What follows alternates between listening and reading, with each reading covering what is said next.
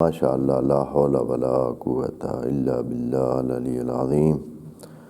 اعوذ باللہ من الشیطان الرجیم، بسم اللہ الرحمن الرحیم۔ الحمد للہ وکفی والصلاۃ والسلام علی عبادہ الذین اصطفیٰ، اما بعد فرب اشرح لی صدری ویسر لی امری واحلل عقدۃ من لسانی یفقہوا قولی وقل رب ادخلنی مدخل صدق واخرجنی مخرج صدق واجعل لی من لدنک سلطانا نصیرا۔ بسم اللہ وباللہ وتوکلت علی اللہ۔ قال اللہ تبارک و تعالی فی سورۃ البقرہ، آیت نمبر 248۔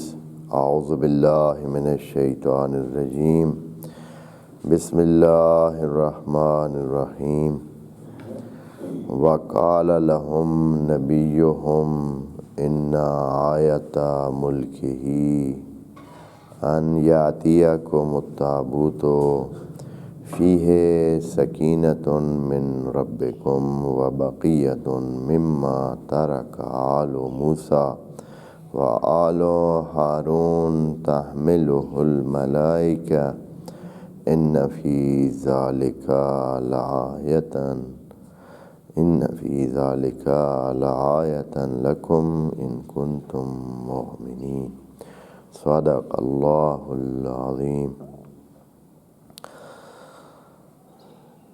پچھلی نشستوں میں عرض کیا ہے کہ یہ آیات ایک مثالی قصے پر مشتمل ہے تو یہ داستان ہے بنی اسرائیل کی داستان۔ بنی اسرائیل قوم یہود جناب ابراہیم و اسحاق و یعقوب و یوسف، جناب یعقوب کی اولاد، انہی میں سے ہے۔ اور یہ واقعہ جناب ابراہیم اور جناب ابراہیم کی تقریباً لگ بھگ 800-900 سال اور جناب موسیٰ کے 300-400 سال بعد، یعنی 3-4 صدیاں بعد کا واقعہ۔ وعلیکم السلام۔ البتہ یہ باتیں آپ مختلف تفاسیر میں کچھ نام بھی، ایک نبی کا نام بھی وہاں آیا ہوا ہے کہ جناب سیموئل کے زمانے کا واقعہ ہے یا اس طرح کی، لیکن یہ آپ جانتے ہیں کہ تفسیر قرآن میں بڑی عجیب صورتحال ہے۔ قرآن نے تو کہا ہے کہ خود وعلیکم کتاب مبین ہے، یعنی بار بار کہا ہے کہ یہ کتاب، اس کو کسی بیان کی ضرورت نہیں ہے، اور خود ہی یہ مبین ہے، واضح ہے، آیات اس کی واضح ہیں۔ تو جہاں جو کچھ بیان کرنا تھا وہی کچھ خدا کریم نے بیان کرنا تھا، اس سے زیادہ بیان ہی نہیں کرنا تھا۔ یہاں اس آیات میں نبی کا نام نہیں ذکر ہو رہا ہے۔ خوب جب نہیں ذکر ہو رہا ہے تو ہمیں اصلاً ضرورت ہی نہیں ہے کہ ہم ان کا نام ڈھونڈنے کی کوشش کریں، کہ پھر نتیجہ کیا نکلتا ہے؟ نتیجہ یہ نکلتا ہے کہ جب آپ ان چیزوں میں جو غیر ضروری ہیں، اگر ضرورت ہوتی تو خدا کریم ان کا نام دے دیتا۔ بہت ساری اسی طرح باتیں، قصے کے بہت سارے حصے ہیں خدا کریم ذکر ہی نہیں کرتا ہے۔ ایک قصہ نہیں ہے، 20 جو قصے قرآن میں آئے ہوئے ہیں ان میں ان کے 10-20 پہلو اصلاً ذکر ہی نہیں ہے۔ وجہ یہ ہے کہ ان کی ضرورت ہی نہیں ہے۔ اس کتاب میں جو کچھ ضرورت ہے، جتنا ضرورت ہے، جتنا فائدہ مند ہے انسانوں کے لیے، جس سے ان کو سبق لینا چاہیے وہ کچھ ذکر ہوا ہے۔ اس لیے ضرورت تو نہیں ہے، لیکن کیا ہوا، جناب نبی ختمی مرتبت صلوات اللہ علیہ نے بھی ان کی وضاحت نہیں کی، یعنی ضرورت نہیں تھی تو انہوں نے کیوں کرنا تھا؟ جب ضرورت نہیں تھی تو انہوں نے بھی وضاحت نہیں کی، بہت ساری باتوں کی وضاحت کی ہی نہیں۔ ان کے آس پاس میں جو تھے اصحاب الرسول صلوات اللہ علیہم، وہ بھی نبی سے یہ بات پوچھتے بھی نہیں تھے، اگر پوچھتے تو نبی ان کو واضح اس طرح نہیں جواب انہوں نے دیا۔ ہاں، انہوں نے بعد میں اپنے طور پر بعض اصحاب نے، جیسے ابن عباس، ضحاک، زہری اور دوسرے کئی تھے، جنہوں نے اپنی سمجھ کے مطابق کچھ بیان کیا ہے کہ ہمیں یہ سمجھ آتا ہے، ان الفاظ سے یہ سمجھ آتا ہے۔ پھر یہاں جو صاحبان کتاب یعنی اہل الکتاب میں سے جو لوگ یہود اور نصارہ، خصوصاً یہود میں سے، یہود جو لوگ تھے یہ احبار ہوتے تھے، یعنی کتابی لوگ ہوتے تھے، کتابی کیڑے ہوتے تھے۔ یہ کتابیں انہوں نے اپنے والی رٹی ہوئی ہوتی تھیں اور کئی کتابیں انہوں نے لکھی ہوئی تھیں، اور ان کا کام صبح شام یہ تھے اندر بیٹھ کر لائبریریوں میں کتابیں دیکھتے، کتابیں لکھتے۔ نام ہی ان کا احبار پڑ گیا ہے، یعنی صاحبان حبر، دواتی لوگ۔ یہ لوگ دواتی تھے، بس لکھتے ہی رہتے تھے، یا یہ ہے کہ ان کے ہاتھوں پہ سیاہیاں لگی ہوئی ہوتی تھیں، اس لیے احبار ان کو بولتے تھے۔ اتنا یہ کام لکھنے کا کرتے تھے۔ تو یہ لوگ بہت ساری اپنی، انہوں نے جناب موسیٰ کے اتنے قصے بنائے ہوئے تھے، جناب پچھلے تمام انبیاء کے انہوں نے بے حساب قصے اپنی طرف سے، کوئی جیسے ان کا دل چاہا انہوں نے لکھے گھڑے، اور پھر وہ نسل اندر نسل ایک دوسرے کو بتاتے اور بتاتے اور بتاتے، کیونکہ ایک سلسلہ چل رہا تھا جناب ابراہیم کے بعد سے، جناب یعقوب کے بعد سے، اور انہوں نے اپنی ساری داستانیں جو واقع ہوئی ہیں وہ بھی، اور جو ان کے خیال میں آئی ہیں وہ بھی انہوں نے لکھ رکھی ہیں۔ اب جب مسلمانوں میں یہ تجسس پیدا ہوا، خدا کریم نے ذکر نہیں کیا ہے کہ جناب آدم علیہ السلام کے بیوی کا نام کیا تھا، جن کا ذکر ہے کہ انت و زوجک کا کون ہے، ذکر نہیں کیا۔ خوب انہوں نے بتا دیا۔ جناب آدم کے دو بیٹوں کا نام ذکر نہیں ہے قرآن میں، جناب حابیل اور قابیل کا نام ذکر نہیں ہے۔ کہا گیا ہے کہ جناب آدم کے دو بیٹے، چاہے وہ حقیقی بیٹے تھے یا بعد میں جو ہے کیا ہوا، یعنی نسل آدم سے دو افراد مراد ہے، دونوں ہو سکتے ہیں۔ تو انہوں نے باقاعدہ ایک سلسلہ وہ پورا قائم کر دیا کہ یہ دو نام تھے، یہ تھے۔ بعض اوقات ان کی تائید دوسرے ذرائع سے بھی ہوتی ہے، لیکن قرآن نے ذکر نہیں کیا۔ اسی طرح یہاں اس داستان میں بھی نبی کا نام ذکر نہیں ہے، لیکن انہوں نے بتایا ہے، ان کی کتابوں میں نام آئے ہوئے ہیں۔ تو ہمارے جو لوگ بہت مطالعہ رکھتے ہیں، انہوں نے ان کی کتابوں کو دیکھ کر وہ نام ادھر ذکر کر دیے۔ اگر ضرورت ہوتی تو قرآن خود یہ کام کر دیتا۔ تصدیق نہیں کی جا سکتی کہ یہ وہی ہے۔ بات میری آپ تک پہنچی ہے یا نہیں؟ بہرحال بہت ساری، یعنی یہاں بہت ساری ایسی باتیں ہیں جو انہوں نے نقل کی ہیں، وہ تفاسیر میں آ گئی ہیں، ہمیں ضرورت نہیں ہے۔ ہم اس قصے کا جو محتوا ہے، جو قصے کا مقصد ہے، جو خدا کریم بتانا چاہتا ہے، اس کا ناموں سے غرض ہی نہیں ہے، خدا کریم کی ناموں سے غرض ہی نہیں ہے۔ اس لیے انہوں نے حتیٰ یہ طے نہیں کیا کہ یہ، وعلیکم السلام، قوم بنی اسرائیل میں سے یہ کس تاریخ کے لوگ تھے، کتنا دور تھے، پہلے تھے؟ ابھی انہوں نے کچھوں نے اندازہ لگایا ہے کہ 3 صدیاں پہلے کی بات ہے، 3 صدیاں بعد جناب موسیٰ کے اس کی بات ہے۔ کچھوں نے کیا کہا ہوگا، کچھوں نے، لیکن قرآن نے کہا ان چیزوں سے کیا حاصل ہے آپ کو؟ مسئلہ یہ ہے کہ آپ یہ دیکھیں جو قصے کے اندر وہ غرض موجود ہے، جو مقصد موجود ہے، جو اخلاقی پہلو موجود ہیں، جو تربیتی پہلو موجود ہیں، وہ جو چیز سمجھانا چاہتا ہے خدا، وہ دیکھیں، چھوڑیں کون تھے، جو بھی تھے۔ خدا کریم نے ذکر کرنے کے لیے ابتدا میں صرف 2 نام یہ لیے ہیں کہ من بنی اسرائیل من بعد موسیٰ، نہ زمانے کا تعین کیا، کہا من بعد موسیٰ، ہو سکتا ہے 20 سال بعد تھا، ہو سکتا ہے 100 سال بعد تھا، ہو سکتا ہے 200 سال بعد تھا، کب تھا؟ من بعد موسیٰ۔ پھر یہ تھے بنی اسرائیل میں، اتنا بتا دیا بس، کہ قصہ ہے بنی اسرائیل سے مربوط، یعنی نبی کی اور نبیوں کی اولاد سے مربوط ہے، یعنی اہل البیت سے مربوط ہے۔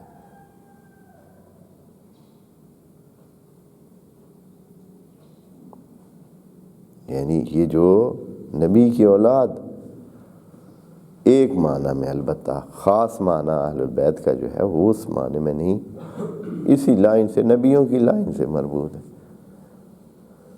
اب یہ لوگ اپنے نبیوں کے بتائے ہوئے راستے سے اپنے بعد والے اس میں کیا ہو گئے، ہٹ گئے، جیسے کہ خود جناب یعقوب کے زمانے میں ان کی اپنی اولاد قرآن کے مطابق وہ کیا تھی، انہوں نے بالکل ہی تقریباً نافرمانی کی لیول اپنا رکھی تھی، اور نبی کی بات تو بالکل مانتے ہی نہیں تھے۔ نبی کو دھوکہ دینے میں کوئی کسر انہوں نے نہیں چھوڑی۔ باپ تھا، اس کے علاوہ وہ نبی بھی تھے، لیکن انہوں نے کچھ نہیں۔ تو یہ سلسلہ چل رہا ہے، انہی کی بات ہے، انہی کے درمیان یہ قصہ بیان ہو رہا ہے۔ قصہ ہے انسان کی زندگی کے سفر کا، کسی قوم کی زندگی کے سفر کا۔ خدا کریم نے اپنا یہاں بتانا ہے کہ میرا طریقہ کار یہ ہے، اس قصے سے سمجھیں، اور انسان کی خصلت اور نفسیات بھی اس قصے میں بار بار سامنے آ رہی ہیں کہ انسان اسی طرح اچھائی کی طرف، ویسے تو وہ اچھائی کی طرف آتا ہی نہیں ہے، جب مجبور ہو جاتا ہے تو تب اچھائی کی طرف آتا ہے۔ شاذ و نادر کی بات علیحدہ ہے، شاذ و نادر کی بات علیحدہ ہے کہ وہ خود سے ہی اچھائی کی طرف آتے ہیں، لیکن اکثر انسان مجبور ہو کر اچھائی کی طرف آتے ہیں۔ میں نے کتنے لوگوں کو دیکھا ہے، کبھی انہوں نے خدا رسول کا نام نہیں لیا ہے، بس ایک جو ہے وہ کوئی بیماری ان کو لائق ہوئی ہے، اب وہ تسبیح لے کر پھر رہے۔ کئی لوگوں کو دیکھا ہے وہ نہیں چاہتے ہیں پڑھنا، لیکن مجبوری ہو گئی ہے، مثلا کئی ہیں جو کام لگ گیا، اب انہوں نے ترقی کرنی ہے، ادارے والوں نے کہا ہے کہ یہ کورس کرنا ہے، انہوں نے پھر مجبوراً جیسے تیسے ہے کیا کیا ہے، ان کو شوق نہیں ہے پڑھنے کا، ان کو ترقی اپنی ترقی کرنے کی نہیں ہے، اپنی یعنی ذاتی اور تکامل انسانی کی ان کو کوئی خواہش ہی نہیں۔ ہاں چونکہ ترقی موقوف ہے اس پر کہ یہ کورس کیا جائے، اس لیے کر رہے ہیں۔ اور کتنے، اگر انسانوں کو تھکاوٹ نہ ہو تو انسان اپنے اس جو لگے ہوئے ہیں جن کاموں میں ان سے اصلاً آئے نہیں، مجبوراً آتے ہیں،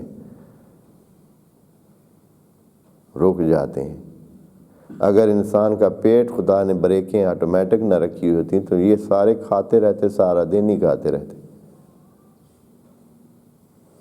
کبھی رکتے ہی نہیں۔ ہاں وہ جو اتنے تک آ جاتا ہے اب آگے جگہ ہی نہیں ہے، پھر اب کیا کریں۔ جس طرح یہ بہت ساری تقریبات میں ایسے لگتے جیسے ڈرموں کو بھر رہے ہیں، کھاتے نہیں ہیں۔ ہاں تو اس طرح، اور پھر وہ آخر کیا ہے، اس کی ایک حد ہے نا، وہ بھر جاتا ہے بس، پھر بڑی آدمی کو، ان کو بڑی مسئلہ بھی ہوتا ہے، بھائی دیکھیں اتنا مال پڑا ہے، ہم آگے جگہ ہے نہیں۔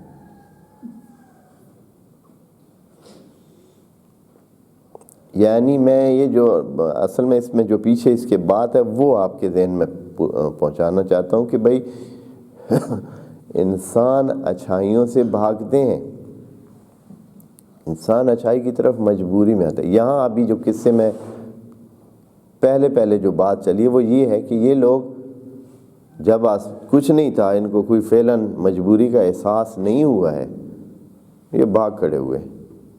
آسانی اسی میں ہے کہ جان کو ہاتھ پہ رکھیں اور لے جائیں، بھاگ جائیں، کیونکہ تھوڑی سختی ہو گئی ہے۔ ایک قابض بندہ یا ایک جابر بندہ، ایک بادشاہ جو آ گیا ہے، اس نے جبر شروع کیا ہے، اس نے مشکلات پیدا کیے ہیں۔ انہوں نے بجائے اس کے کہ یہ مقابلہ کرتے، صرف یہ سنا ہے کہ بھائی وہ آ رہا ہے، انہوں نے پہلے ہی اپنا بستر بوریہ باندھا اور بھاگ گئے۔ بچوں کو بھی بھول کے ادھر ہی چھوڑا ہے، بچوں کو بھی، گھر کو بھی، سب چیزیں چھوڑ کے نکل آئے۔ اس لیول کے لوگ تھے۔ اب جب دیکھا کہ باہر تو زندگی بڑی اس سے بھی زیادہ تلخ ہے، ادھر تو زندگی نئے سرے سے بنانی ہے، زحمت اس سے زیادہ کرنی ہے، بچوں کی دوری اس کے علاوہ ہے، بچے ادھر بیٹھے ہیں، خود ادھر آ گئے، تو اب جو ہے مجبور ہو کر اسی نبی کو جس کو یہ کسی کھاتے میں نہیں شمار کرتے تھے، جیسے پہلی آیت میں یہ بیان ہوا ہے کہ انہوں نے لنبی لہم، ایک نبی جو ان کا تھا ان سے انہوں نے کہا۔ اس کا مطلب ہے کہ وہ نبی کو اپنا جانتے ہی نہیں تھے، نبی کے ساتھ وہ واسطہ رکھتے ہی نہیں تھے۔ پھر دوسری آیت میں جب وہ انہوں نے رجوع کیا تو خدا کریم نے کہا نبیہم، ان کا نبی، نسبت پھر قائم کی ہے، پہلے نسبت ہی نہیں قائم کی ان کے ساتھ۔ نبی لہم یعنی وہ نبی تھا اللہ کی طرف سے جو ان کے لیے آیا تھا، اتنا۔ لیکن یہاں دوسری آیت میں کیا لفظ ہے؟ قال لہم نبیہم، ان کے نبی نے ان کو کہا۔ اچھا، قصہ یہاں تک پہنچا ہوا ہے کہ انہوں نے جب نبی سے تقاضا کیا کہ آپ ہمارے لیے کوئی کمانڈر بنائیں، خود وہ صلاحیت نہیں رکھتے تھے کہ یہ کام کریں۔ نبی نے خود سے کچھ نہیں کیا، اللہ کی طرف رجوع کیا اور اللہ کی طرف سے ایک کمانڈر انتخاب کر دیا۔ جناب طالوت کا اعلان انہوں نے کر دیا کہ یہ آپ کے کمانڈر ہوں۔ اب پہلے انہوں نے کیا کیا؟ وہی جو انسان کی، جو نکمے انسان کی اور جو بھاگنے والے انسان کی خصلت ہے کہ پہلے اس نے اس میں سے کیڑے نکالنے شروع کر دی کہ بھئی یہ جو آپ نے انتخاب کیا ہے بندہ، یہ تو کوئی اتنے اچھے مالی وسائل ہی نہیں رکھتا ہے، تو آپ اس کو کیسے ہم پہ حکومت کرے گا؟ ہم بہت سارے وسائل والے ہیں۔ تو یہاں ایک مقابلے کی صورت چل رہی ہے، وہ جو انسانی سوچ ہے اور وہ جو خدائی سوچ ہے۔ قصے میں بہت پہلو ہیں، پتہ نہیں ہم سارے کور نہیں کر سکیں گے، بہت ساری باتیں یعنی ہم بتا ہی نہیں سکیں گے کہ جو اس قصے میں موجود ہے۔ ایک طرف انسانوں کا انداز ہے کہ وہ سوچتے کس طرح اور کرتے کس طرح۔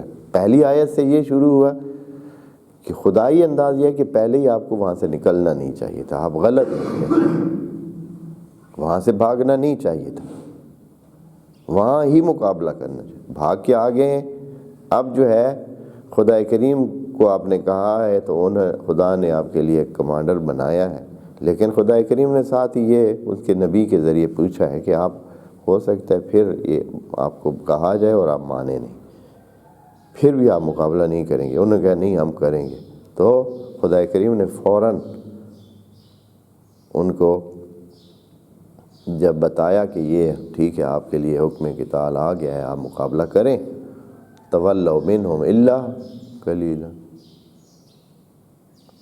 اکثریت بھاگ گئی، تھوڑے سے رہ گئے۔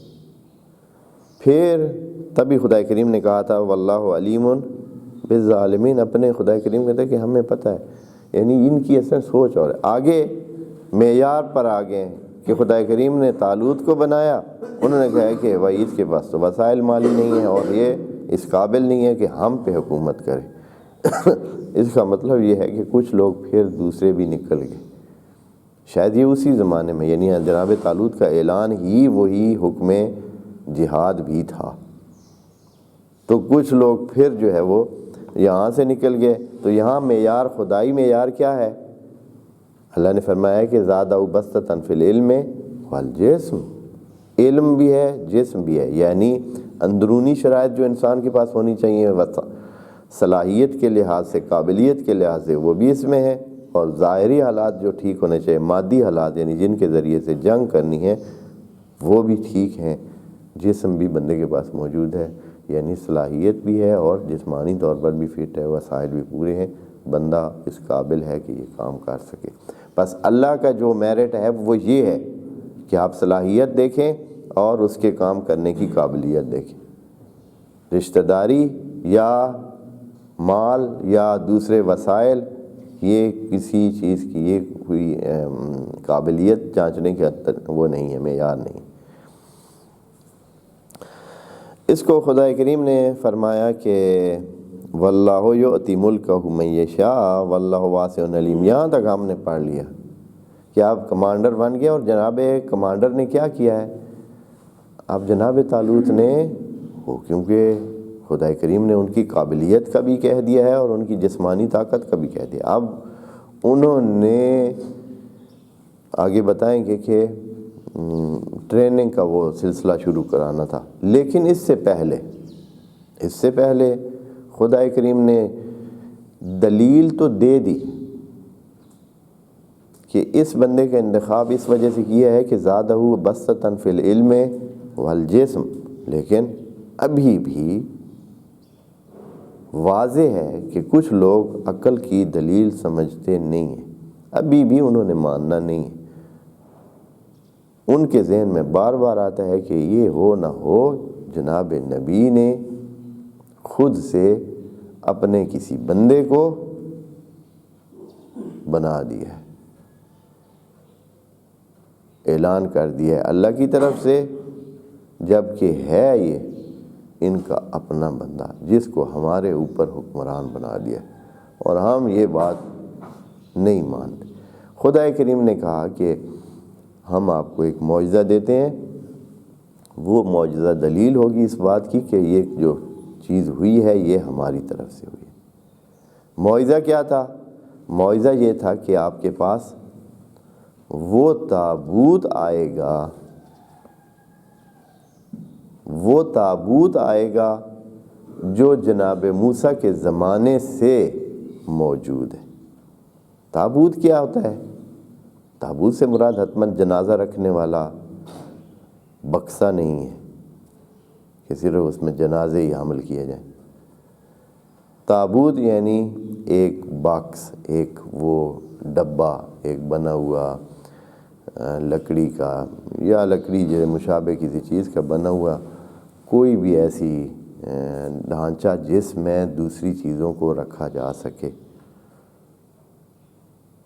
اب اس کے لیے ہمارے ہاں تو کیونکہ یہ لفظ انگریزی کا ہے، میں اس سے پرہیز اس کے متبادل لفظ ڈھونڈنا چاہتا ہوں لیکن نہیں ملتا ہے، تو باکس ہی ہے جسے آپ بعض اوقات بکسا بولتے ہیں، ایک باکس ٹائپ، ہاں ایک ڈبہ سا۔ تو یہ ڈبہ یا ایک باکس جو ہے یہ، یا جسے تابوت کا نام عربی میں پھر دے دے، یہ آپ کے پاس ہے۔ یہ کیا چیز تھی؟ تابوت کیا تھا؟ کس تابوت کی بات ہو رہی ہے؟ یہاں بہت ساری باتیں کئی لوگوں نے اپنی طرف سے مختلف، حتیٰ کسی نے تو یہ بھی کہہ دیا ہے کہ یہ وہی باکس ہے جس میں جناب موسیٰ کو ڈال کے دریا میں ان کی والدہ نے ڈالا تھا، وہی باکس۔ حالانکہ وہ باکس کدھر تھا، وہ تو ایک چھوٹی سی ایسے لکڑیوں سے بنی ہوئی پچھی ٹائپ ایک چیز تھی جو اس چھوٹے بچے کو حامل کرنے کی قابلیت بھی رکھتی تھی اور دریا میں تیرنے کی صلاحیت رکھتی تھی، یعنی ایک عام سی لکڑی سے بنے ہوئے جیسے کچھ ہوتا ہے جو پانی کے اوپر، لکڑ تو اس میں بے وزن ہوتی ہے اس لیے پانی کے اوپر ہی تیرتی ہے اور چھوٹا موٹا وزن وہ برداشت بھی کرتی ہے، تو وہ اس طرح تھی۔ لیکن یہ وہ باکس نہیں تھا جناب۔ احتمال میں دیتا ہوں، احتمال یہ ہے کہ جناب موسیٰ کے زمانے میں جب وہ الواح لے کے آئے تھے پہاڑ سے، پتھر کی سلیٹوں پہ لکھی ہوئی کتاب تورات، وہ جب لے آئے تھے وہ پتھر کے اس پہ لکھی ہوئی تھی، تو وہ چونکہ پاکیزہ چیز تھی اور آسمانوں سے ہی لکھی ہوئی وہ آئی تھی، ایسے نہیں تھا کہ جناب موسیٰ نے وہاں بیٹھ کر اس کو لکھا ہو، بلکہ وہ پتھروں میں کریدی ہوئی لکھائی تھی جو تقریباً یعنی جیسے لکھا ہوا ہے. تو جناب موسیٰ نے اس کو محفوظ رکھنے کے لیے اپنے زمانے میں ہی ایک باکس بنا لیا تھا، لکڑی کا ایک تابوت ٹائپ تیار کروایا کہ یہ پلیٹیں اس باکس میں رکھی جائیں گی، کیونکہ ایک مہم اور بنیادی چیز ہے، نسخہ ہے، تو اس کی حفاظت کے لیے یہ. پھر جناب موسیٰ جو بھی متبرک چیزیں یا ہوتی تھیں وہ اسی میں ہی رکھتے تھے. ان کے بعد پھر وہ پلیٹیں اس میں رکھی ہوئی پڑی تھیں، اور ساتھ ہی جو ہے کچھ اور بھی جناب موسیٰ کے بچے ہوئے آثار، جناب ہارون کے، دونوں نبی تھے، دونوں متبرک تھے، اور 20 معجزے ان کے ہاتھ پہ یا ان کے سامنے ان کے زمانے میں پیش آئے تھے. تو لوگوں کے ذہنوں میں ان کے بارے میں بہت اچھے تاثرات موجود تھے. پھر یہ ہے کہ بنی اسرائیل نے اس تابوت کو بڑا مقدس بنا لیا، اس تابوت کو جس میں آثار پڑے تھے جناب موسیٰ کے اور جناب ہارون کے، کہ پھر وہ ساری جتنی بھی تھیں قبیلے تھے 12، وہ سارے اس تابوت کو قبلہ کے طور پر قرار دیتے تھے، یعنی اس کو سامنے رکھتے تھے اور اپنی عبادات کا رخ بھی ادھر ہی کرتے تھے، اسی باکس کی طرف. اور اگر کہیں کوئی مشکل پیش آتی تو اسی باکس کے ذریعے اس مشکل کو حل کرنے کی کوشش کرتے تھے، یعنی اس باکس کو لے جاتے. مثلا فرض کریں ایک میٹنگ ہو رہی ہے یا ایک محفل ہے جس میں کوئی مسئلہ طے ہونا ہے، تو عام وہ مسئلہ بھائی تاکہ آسانی سے طے ہو جائے، اچھی طرح طے ہو جائے، اس باکس کو لے آ کر ادھر رکھیں گے، اور پھر وہ اسی کے برکت سے کیا کریں گے. اور یہ چیز بڑی، یعنی بہت ساری چیزیں قرآن میں ہیں جن سے یہ پتہ چلتا ہے کہ خدا کریم جن چیزوں کو کچھ تقدس دے دے تو وہ ان میں وہ چیز ہوتی ہے اور خدا اس کی تائید کر رہا ہے. جیسے کہ اس آیت میں خدا کریم اس بات کی تائید کر رہا ہے کہ اس باکس میں کی اہمیت ہے، یہ باکس خود اہمیت والی چیز ہے، اس سے اثر پڑے گا، اس سے اثر پڑے گا، اسی باکس سے، اسی تابوت سے اثر پڑے گا. یہ ابھی آئے گا تو آپ دیکھیں. تو یہ جو ہے باکس انہوں نے رکھا ہوا تھا. اب جیسے کہ یہ ان کی تاریخ میں ذکر ہے، یہاں قرآن نے ذکر نہیں کیا ہے، لیکن یہ ہے کہ یہ باکس ان سے گم ہو گیا، چھن گیا، کسی جنگ میں آئے دشمن، انہوں نے باقی چیزیں لے گئے، تو ساتھ ہی انہوں نے سمجھا کہ اس باکسے میں کوئی سونا پڑا ہے، کوئی یا جو بھی پڑا ہے، وہ اس باکس کو بھی ساتھ لے گئے، یہ تابوت بھی اٹھا کے لے گئے. اب جو لے گئے تو یہ لوگ بالکل دل برداشتہ ہو گئے، اور انہوں نے تو سمجھا کہ بس ہم مر گئے، ہم ختم ہو گئے. وہ جو ہماری متبرک چیز تھی، جو ہماری بہت مہم چیز تھی، جو ہماری عبادتوں کا مرکز ہوتی تھی، وہ تو ہم سے چھن گئی ہے، اور ہم بالکل اب بے آسرا ہو گئے. یہاں خدا کریم نے یہ کیا کہ اس باکس کو، وہ جدھر بھی تھا، جن کے پاس بھی تھا، اس باکس کو دوبارہ ان کی طرف پلٹایا. اب کیسے پلٹایا؟ کچھ انہوں نے لکھا ہے کہ وہ جن کے پاس تھا نا، جس بادشاہ نے وہ لوٹ کے وہ لے گئے تھے، وہ جدھر بھی رکھتے تھے ادھر سارے لوگ بیمار ہو جاتے تھے. جیسے یہ ہو سکتا ہے بنی ہوئی ہو، وہاں طاعون آ جاتا ہے، بیماریاں پھیل جاتی تھی، مشکلات ہو جاتی تھی، بے برکتی ہو جاتی تھی، یہ وہ فلاں. انہوں نے تنگ آ کر ایک ریڑے پہ اس کو رکھا، آگے بیل باندھا اور چھوڑ دیا، جاؤ بھائی کہ اس کو جدھر مرضی لے جاؤ. اس باکس کو لکھا ہوا ایسے. ہاں بہرحال جیسے بھی ہے، خدا کریم نے یہ ترتیب دی کہ وہ باکس دوبارہ بنی اسرائیل کو ان کے پاس آئے. لیکن ایسے نہیں جس طرح یہاں. کس طرح آیا؟ یعنی باکس آیا لیکن اس کو حامل کرنے والے، باکس آ رہا ایسے لیکن اس کو اٹھانے والے نظر نہیں آ رہے. کیسے آ رہا ہے؟ قرآن کے الفاظ یہ ہیں کہ اس کو اٹھانے والے، یعنی آپ کو ضرورت نہیں اٹھانے کی، یہ آپ کے ساتھ چلے گا، باکس آپ کے ساتھ چلے گا، آپ نے نہیں کسی نے اٹھانا اس کو. تحملہ الملائکہ، اس کو اٹھائیں گے کون؟ ملائکہ اٹھائیں گے. یہ تھا معجزہ، یہ خدا کریم نے ان کو دیا کہ بھائی آپ یہ معجزہ ہے ہمارے طرح، یہ دلیل ہے اس بات کی کہ جو نبی نے آپ کے لیے کمانڈر متعین کیا وہ اللہ کی طرف سے، تاکہ آپ کے دلوں کو سکون ہو جائے، یقین کر لیں کہ بات آسمانوں سے طے ہو رہی ہے، یہاں زمین پہ طے نہیں ہوئی۔ دیکھیں تھوڑا سا پڑھ لیتے ہیں، پھر اگر مکمل کر سکتے ہیں تو۔ پچھلی آیت تو مکمل ہم نے کر لی تھی ظاہراً۔ وَقَالَ لَهُمْ نَبِيُّهُمْ، یہاں پھر وہی تعبیر کی ہے کہ قال لهم نبیہم، اس لیے کہ اب نبی کے ساتھ ان کا بہت اچھا رابطہ چل رہا ہے، یعنی اس طرح رابطہ چل رہا ہے کہ وہ کیونکہ ایک سلسلہ کرنا چاہتے ہیں اور نبی سے مدد انہوں نے مانگی، اور جناب نبی نے ان کے لیے مدد کا آغاز کیا ہے، اللہ کی طرف رجوع کر کے ان کو کمانڈر بنوا دیا ہے۔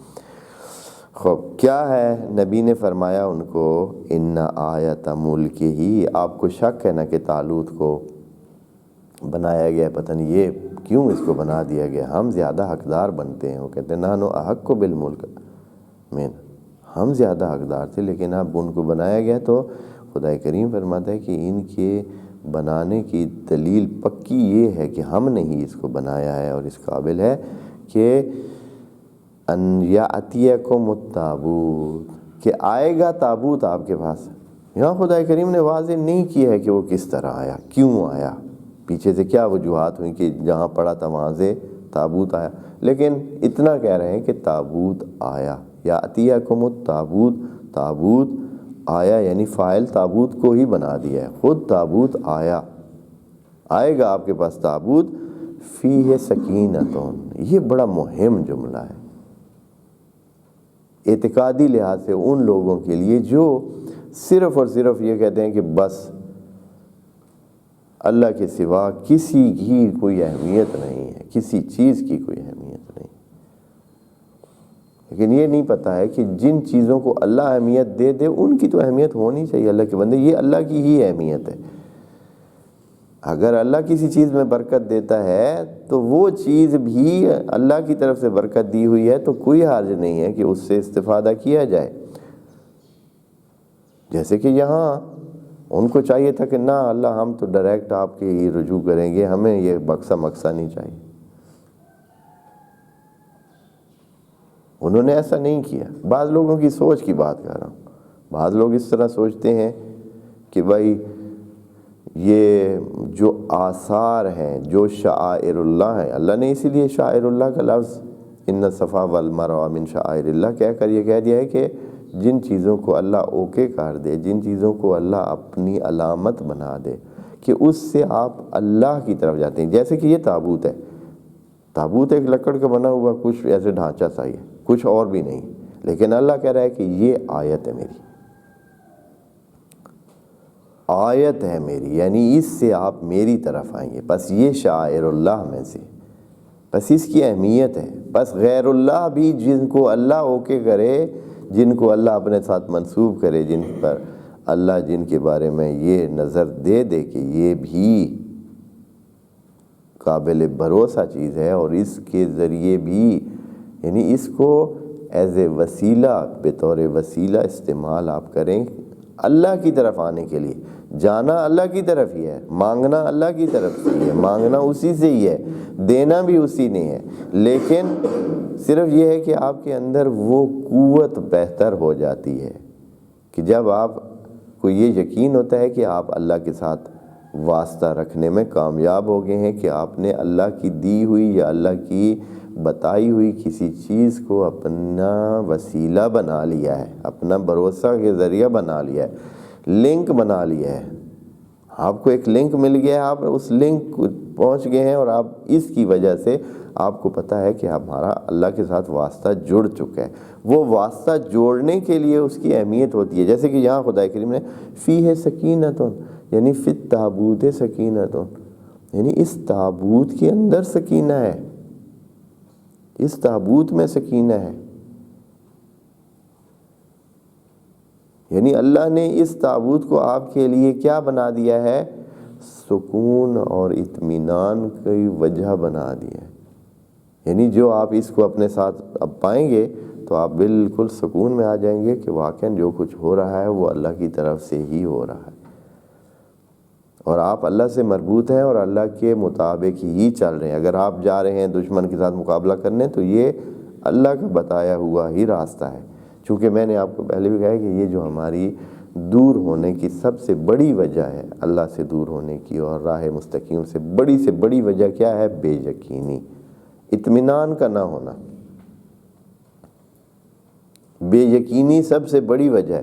یہاں خدا کریم کیا ہے؟ اس یقین کو یا اس اطمینان کو حاصل کرانے کے لیے ان کو ایک وسیلہ دے رہا ہے کہ یہ ہے۔ وَإِلَّا خدا کریم کہہ سکتا تھا میں ہوں آپ کے ساتھ، میں آپ کے ساتھ ہوں، لیکن لوگوں کی لیول ایسی نہیں ہے۔ جناب موسیٰ اور جناب ہارون کو کہا کہ انی معکما، میں آپ کے ساتھ ہوں، اسمع و ارا، میں سن بھی رہا ہوں اور دیکھ بھی رہا ہوں۔ ان کو تو یقین تھا کیونکہ ان کی سطح کیا تھی؟ نبی والی تھی۔ جناب موسیٰ اور ہارون کو کہا آپ جائیں فرعون کے ساتھ بات کریں، انہوں نے کہا ہم ڈرتے ہیں کہیں طغیان ہی نہ کر دے۔ تو اللہ نے کہا انی معکما، میں آپ کے ساتھ ہوں، اسمع و ارا، میں سن بھی رہا ہوں اور دیکھ بھی رہا ہوں، یعنی جیسے ایک تیسرا آدمی ہوتا ہے۔ تو ان کو اطمینان تھا، وہ نبی کی لیول کے تھے۔ یہاں عوام ہے، عوام ان چیزوں کو نہیں سمجھ سکتی، عوام کی سطح، ذہن کی سطح اتنی نہیں ہوتی ہے کہ وہ اسی طرح ہی یقین کرے۔ جیسے ابھی ہمارے ساتھ اللہ ہے لیکن ہمیں اس لیول کا اطمینان نہیں حاصل ہو سکتا ہے جیسے کہ اگر کوئی معجزہ ہمارے سامنے آ جائے تو خدا کریم نے اس چیز کو پکا کرنے کے لیے کہ ان کا اطمینان مکمل ہو جائے، خدا کریم نے کہا آپ کے پاس ایک تابوت آ رہا ہے، التابوت ہے، التابوت یعنی وہی جس کو آپ جانتے ہیں۔ اور یقیناً جب ان کے پاس اس طرح خود سے چل کر وہ یا خود سے یعنی موجود ہوا ان کے سامنے وہ تابوت، تو وہ بالکل ایسے نہال ہو گئے اور جیسے کہ زندگی ان میں پلٹ آئی۔ فیہ سکینت، وہ یعنی ایک تابوت کا آنا ان کو کئی حوالوں سے مفید، نہ صرف اس لیے کہ وہ پہلے سے تابوت کے بارے میں ایک جو عقیدہ رکھتے تھے اس کی وجہ سے ان کو طاقت حاصل ہوئی، بلکہ یہ تابوت کا آنا اور اس انداز میں آنا جس طرح خدا کریم بتا رہا ہے کہ من وفیہ سکینت من ربکم، دیکھیں نا کتنی اور بھی جوڑ دیا ہے، من ربکم، یہ سکینہ صرف نہیں کہا کہ صرف اس میں سکون ہے اور آرام ہے اور قلب کا جو ہے نا اطمینان ہے، نہیں، من ربکم، اور یہ سکون اللہ کی طرف سے دیا گیا ہوا ہے۔ یعنی اللہ تائید کر رہا ہے کہ ایسے نہ سمجھے پھر کوئی اٹھ کھڑا ہو کیا آپ جو ہے بکسے کو اہمیت دے رہے ہیں۔ ہوتے ہیں نا کئی بہت زیادہ توحیدی، بھائی توحید بھی چاہیے لیکن وہ بھی اس کی بھی حدود ہیں۔ جب بھی انسان تفرید کی طرف جاتا ہے یا افراد کی طرف جاتا ہے تو خرابی ہوتی ہے۔ جیسے امیر المومنین کا یہ قول ہے کہ لا ترا رات جاہل الا مفرطا او مفرطا، کہ جاہل لوگ یا افراد کی طرف جا رہے ہوتے ہیں یا تفرید کی طرف۔ یہ جہالت کی علامت ہے کہ ایک خاص حد سے اوپر جائے یا نیچے، درمیان میں رکھیں اپنے آپ کو، جو صحیح راستہ ہے، جو متعادل راستہ ہے، متوازن راستہ ہے، جو الہی راستہ ہے، جو صراط مستقیم ہے۔ ادھر جائیں گے تو بھی خرابی، ادھر جائیں گے تو بھی خرابی، درمیان میں رکھیں۔ ابھی جو ہو رہا ہے بعض مسائل ہیں اس طرح کے، ایک بالکل اس سائیڈ پہ کھڑے ہیں، دوسرے بالکل دوسری سائیڈ پہ، وجہ آپس میں زدہ زدی، جس وجہ سے یہ خرابیاں ہو رہی ہیں۔ ابھی مسلمانوں میں بھی ایسے طبقات ہیں، ایک طبقہ بالکل ہر چیز کو زیرو کیے ہوئے کہ یہ سارے شرک ہیں، اور دوسری طرف دوسرا طبقہ ہے وہ کہتا ہے کہ اب جو ہے نا ایک جوتے کے فوٹو بھی کہیں لگا ہوا ہے نا تو وہ بھی بہت مہم ہے۔ نالین کا اگر نالین کی تصویر بھی ہے نا